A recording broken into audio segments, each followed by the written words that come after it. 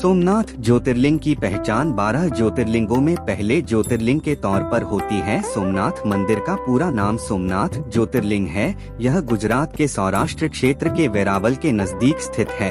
कहते हैं कि यहाँ भगवान कृष्ण ने यदुवंश का संहार करने के बाद देह त्याग कर लिया। कहा जाता है कि इसे सबसे पहले सोमदेव ने बनवाया, उस समय यह सोने का था। इसके बाद जब द्वापर युग में श्री कृष्ण गुजरात जाकर बसे तब उन्होंने लकड़ी से इसका निर्माण कराया। आखिर में महाराजा भीमदेव ने इस मंदिर का पत्थरों से निर्माण करवाया। 12 ज्योतिर्लिंगों में सोमनाथ का ज्योतिर्लिंग पहला ज्योतिर्लिंग माना जाता है। इसकी स्थापना के पीछे कई पौराणिक कथाएं हैं।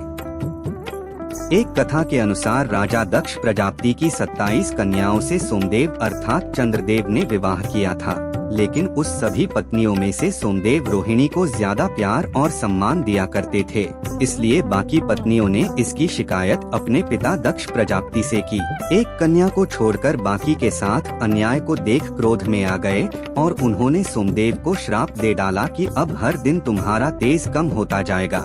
श्राप के अनुसार हर दूसरे दिन चंद्र का तेज घटने लगा। यह देखकर चंद्रदेव व उनकी पत्नियां परेशान हो उठी। उन्होंने भगवान शिव की आराधना शुरू कर दी।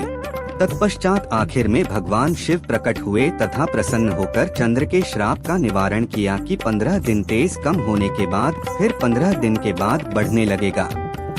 इस तरह से कष्ट को दूर करने वाले भगवान शिव ने चंद्रदेव को धारण किया। तत्पश्चात भगवान की स्थापना की गई। सोमदेव को धारण करने पर भगवान का नामकरण चंद्रमा के नाम पर सोमनाथ रखा गया। भगवान शिव संसार में सोमनाथ के नाम से प्रसिद्ध हुए। दूसरी कथा के अनुसार कहा जाता है कि श्री कृष्ण जी भालुका तीर्थ पर विश्राम कर रहे थे, तभी एक शिकारी ने उनके तलवे में बने पद को हिरण की आंख समझकर तीर मार दिया, जिसके बाद श्री कृष्ण ने यहीं पर अपना देह त्याग दिया। इतिहास: सोमनाथ मंदिर को 1024 में महमूद गजनबी ने बुरी तरह तहस-नहस कर दिया। वह मंदिर से सोना, चांदी, हीरे जवाहरात अपने देश वापस चला गया। बताया जाता है कि जब महमूद गजनबी उसको नहीं तोड़ पाया तब उसने मंदिर के आसपास आग लगा दी। उस वक्त सोमनाथ मंदिर में नीलमणि के 56 खम्भे लगे थे, जिसमें हीरे मोती के अलावा अलग अलग तरह के रत्न जड़े थे, लेकिन बहुमूल्य रत्नों को लुटेरों ने लूट लिया और मंदिर को भी तहस-नहस कर दिया। महमूद गजनबी के मंदिर लूटने के बाद राजा भीमदेव ने इस मंदिर की फिर से प्रतिष्ठा की। उसने हमले के दौरान न जाने कितने लोगों का कत्लेआम किया। धन की चाह में उसने भारत पर 17 बार हमला किया। उसने लगभग 5000 सैनिकों के साथ सोमनाथ मंदिर पर हमला किया। कहते हैं कि उस वक्त लगभग 25,000 लोग मंदिर में पूजा करने आए हुए थे।